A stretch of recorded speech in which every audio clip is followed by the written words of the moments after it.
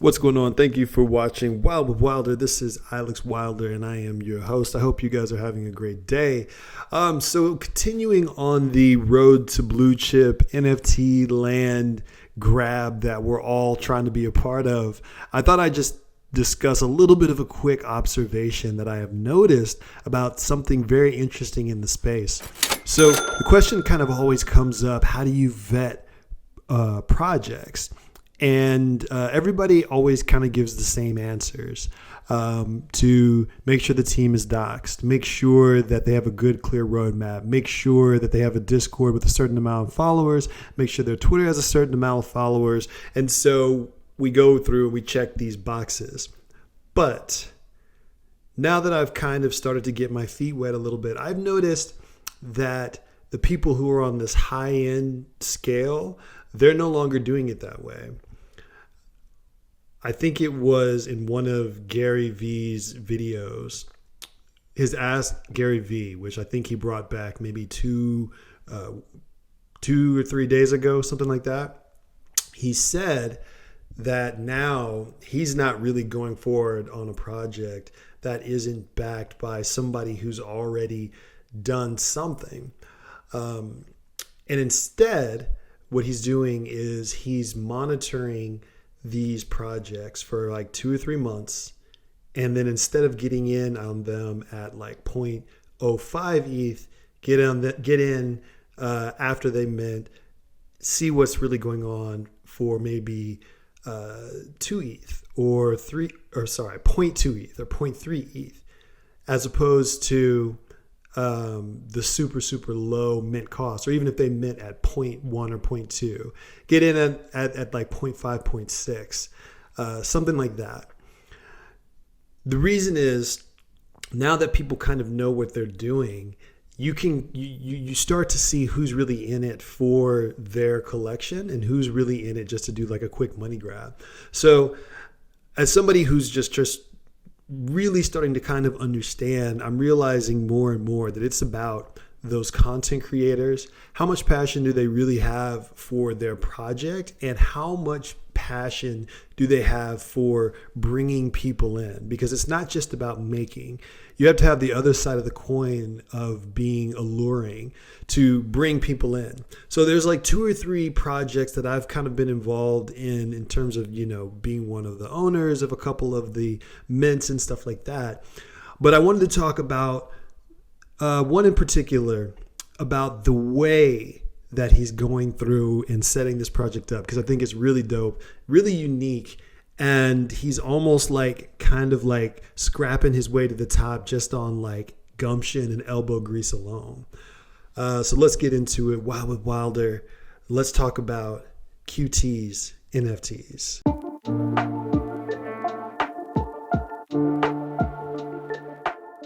So take a look at this. QTEEs is a really interesting project and how it was kind of established. Now, I don't know exactly where the idea came from. I'm just from following along with the creator for a while. But there's a lot of spaces where people are like, hey, drop your wallet address. I'm gonna airdrop you a free NFT.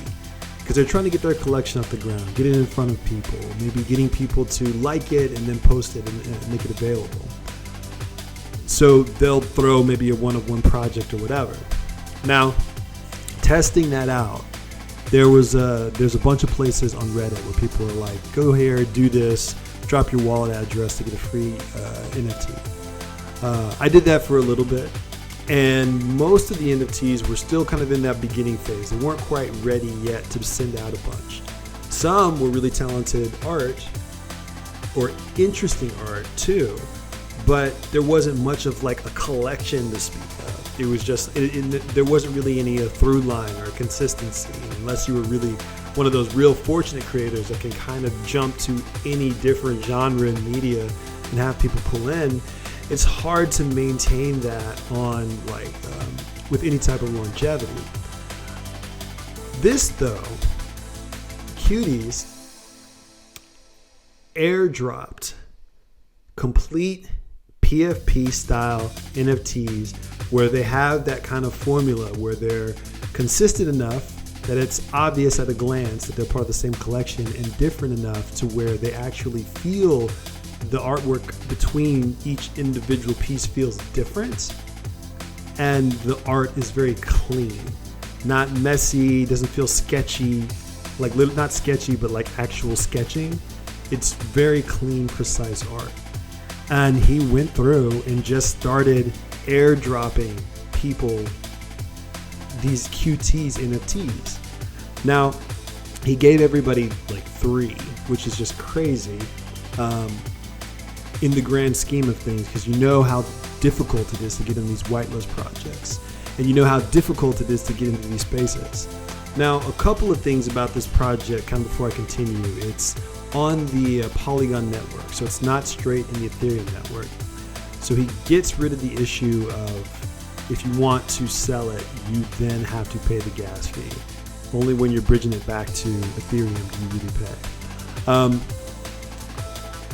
And he just started sending these things out to people. And he's just been, through sheer word of mouth and sheer promotion, he's slowly developing an actual like follower count. 19.3K followers. He probably airdropped over 2,000 or 3,000 NFTs so far, maybe more. It's kind of wild. And what's crazy is that they're not those kind of throwaway NFTs that people are doing. And they're definitely not those NFTs that have the rotating like pictures where you can't really do anything with them. You can't resell them. Nobody wants them. They're only advertising the actual NFTs themselves. So as you can see, he's starting to expand, he's starting to bring people in, and he's being very consistent to the message. He changes his profile pic all the time when he makes a new QT design. He has a vision now that it's expanded to, okay, now that these marshmallow aliens are here, now we have toasted marshmallows, and people are starting to put them in their own little communities and stuff. He didn't have like a huge team, at least not that I know of. There was no like intensity in regards to hurry up and get on the whitelist. What he did, which I think is brilliant, is he just started giving people something that they wanted. They're trying to get into the NFT space, and so he just gives them something of value. Here's a free NFT. Now you're a part of the community. You didn't have to pay. There's no gas fees. And I'm going to make sure that they're valuable. And he reminds me a lot of DJ Khaled, in that he's always finding a way to make the self-promotion a lot of fun, energizing, making people feel like they're a part of something. And that's what's so impressive. Everybody doesn't do this method, and not everybody can do this method. It requires a different type of like social grit that a lot of us just don't have. I know I don't. So seeing the way that he's pulling people into this project is really, really cool. Now, all that said, because I was just kind of waiting to see what happens after like a couple of months, and I see the community growing, I'm like, okay, cool. He's really pushing in, and I've watched the floor on these from 0.0005 kind of rise up to like 0.008 or something like that. And since they're selling in Polygon, they're not crazy expensive. People can buy in, but the floor is slowly and gradually rising, which is, I think, what you really want to see. So as a result, because of how invested in the project he is, because of how consistent he's made it, this is the only project that that's been airdropped to me as a free NFT that I've actually unhidden from my wallet and I've been bought back into. So I grabbed myself one more QTEE NFT since I had some Polygon that I had been kind of playing around with some other projects. And it's just, now I'm just kind of sitting and watching. So I think it's really kind of important to understand that there's really more than one way to get the expanded word out on whatever it is you're trying to do.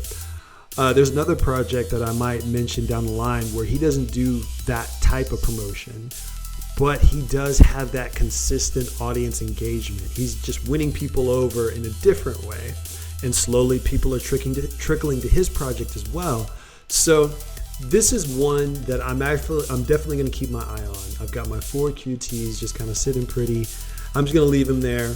It's on Polygon Network, so it's not like they're crazy expensive.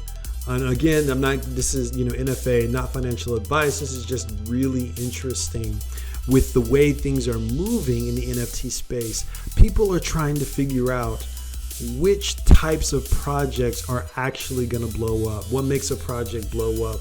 What makes people gravitate towards certain projects as opposed to others?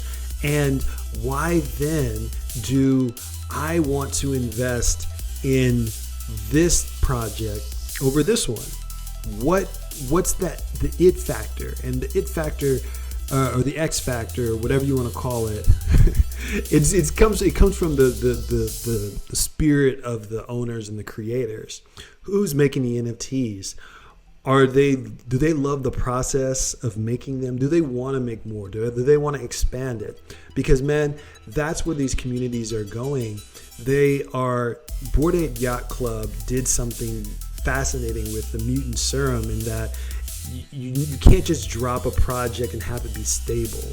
It has to evolve, and people have to realize that there is extra elements in this investment that I didn't even know. More value on top of value, more fun on top of fun. And I think that QTEE's NFT is really underscoring its own style of communication and connection with the audience. So I'm going to stick around. I think that it's a really, really cool NFT to have. And that's just that. So thanks for chilling with me. I'm Wild with Wilder, Ilex Wilder. We're going to do a whole bunch more. The road to blue chip is slowly rising. I'm slowly gaining a little bit of knowledge, momentum. So I'm hoping you guys are doing the same. Do your own research. Find out what works for you. Find out the moves that only you can see, because you're the only person on the planet that has just that particular perspective, and capitalize. Do what you got to do. I'll talk to you guys later. Peace.